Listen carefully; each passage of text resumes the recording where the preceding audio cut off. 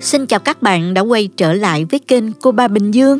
Món cốt lết ram mặn là lựa chọn hoàn hảo cho những ngày bận rộn khi bạn muốn chuẩn bị một bữa ăn nhanh gọn nhưng vẫn bảo đảm ngon miệng bắt cơm. Cách ram này không cần ướp cầu kỳ nhưng vẫn bảo đảm thấm đều gia vị, lên màu nâu đỏ bắt mắt và có hương vị thơm ngon không kém thịt nướng luôn. Chỉ cần vài nguyên liệu đơn giản và một ít thời gian nấu nướng, bạn đã có một đĩa cơm ngon lành cho cả nhà rồi. Nào cùng vào bếp làm ngay món ăn này với mình nha. Chúng ta có thể xem những thành phần nguyên liệu chi tiết, hình ảnh nguyên liệu cụ thể để thực hiện món này ở cuối video hoặc tham khảo những dụng cụ nhà bếp mình hay sử dụng bên dưới phần mô tả của video. Đầu tiên mình sẽ cắt hành và tỏi.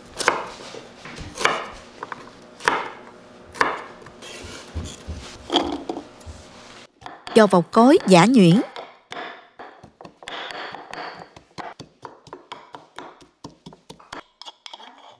Sau đó thêm vào 2 muỗng canh nước. Vắt lấy phần nước cốt hành tỏi này để lát nữa mình ướp thịt nhé các bạn. Mình không ướp phần xác hành tỏi để khi ram hành tỏi không bị cháy ha. Thịt cốt lết là một trong những phần thịt ngon và phổ biến của con heo, được nhiều người ưa chuộng để chế biến các món ăn như là thịt cốt lết chiên, nướng hay là kho. Hôm nay mình có nửa ký thịt cốt lết. Thịt này mình mua về đã rửa sạch với muối và giấm để bán đi mùi hôi. Bây giờ mình cắt thành từng miếng dày khoảng hơn 1 cm. Không cắt quá dày cũng không quá mỏng nha các bạn. Cắt như những miếng thịt mình ướp làm sườn nướng cơm tấm vậy đó. Nếu mà cắt quá dày thịt sẽ dai, còn mỏng quá sẽ bị khô đó. Sau khi cắt xong thì mình sẽ dằn phần thịt này bằng một cái dụng cụ như thế này để thịt được mềm hơn. Mình phủ một lớp màng bọc thực phẩm như vậy để đập không bị văng ha, vệ sinh hơn nữa.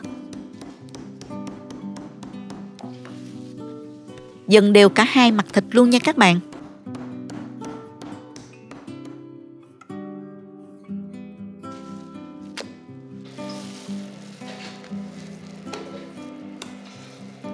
Cắt thêm một quả chanh, vắt lấy nước cốt để mình pha vào nước sốt.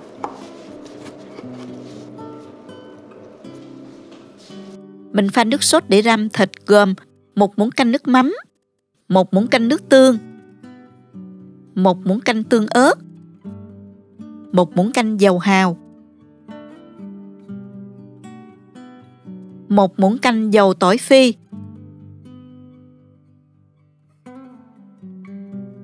1 muỗng cà phê bột nêm, 1 muỗng cà phê đường, 1 muỗng canh sữa đặc,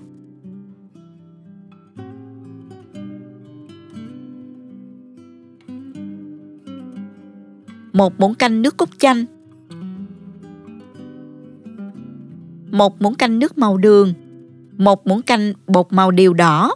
Nếu không có thì các bạn thay thế bằng màu dầu điều cũng được. Trộn đều lên cho các gia vị hòa quyện vào với nhau ha. Sau đó mình cho 2 muỗng canh nước sốt vừa pha vào thịt. Và thêm 1 muỗng canh nước cốt chanh. Ướp thịt với nước cốt chanh giúp thịt mềm hơn đó các bạn. Mình trộn đều cho phần nước sốt này hòa quyện và phủ đều lên thịt cốt lết. Trộn xong mình không cần chờ thời gian ướp đâu các bạn. Mình mang đi ram trên chảo liền luôn. Quá trình ram từ từ với lửa nhỏ sẽ giúp cho gia vị ngấm sâu vào trong thịt. Cho một ít dầu vào chảo và cho thịt đã ướp vào chiên và áp chảo trong vòng 2 phút cho thịt chín sơ.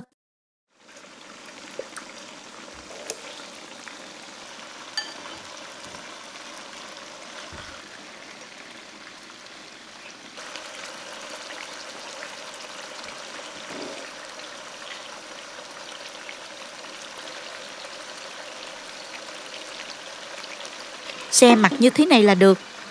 Tiếp đó mình cho vào đây 4 muỗng nước sốt, rưới đều lên các miếng thịt. Trở mặt cho các miếng thịt thấm đều gia vị. Sau đó đậy nắp và rim trên lửa nhỏ. Rim khoảng 5 phút, mình tiếp tục mở nắp và thêm 2 muỗng nước sốt nữa.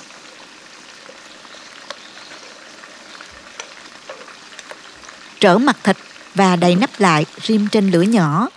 Cứ mỗi 5 phút các bạn nhớ mở nắp và trở mặt thịt một lần.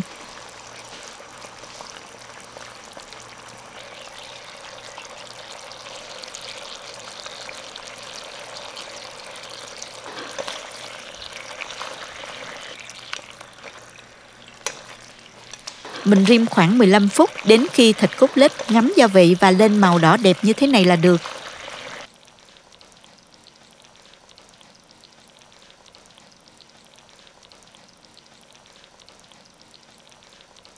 Vậy là chỉ vài bước đơn giản, mình đã có ngay món để ăn cơm hôm nay rồi các bạn. Hấp dẫn lắm các bạn ơi!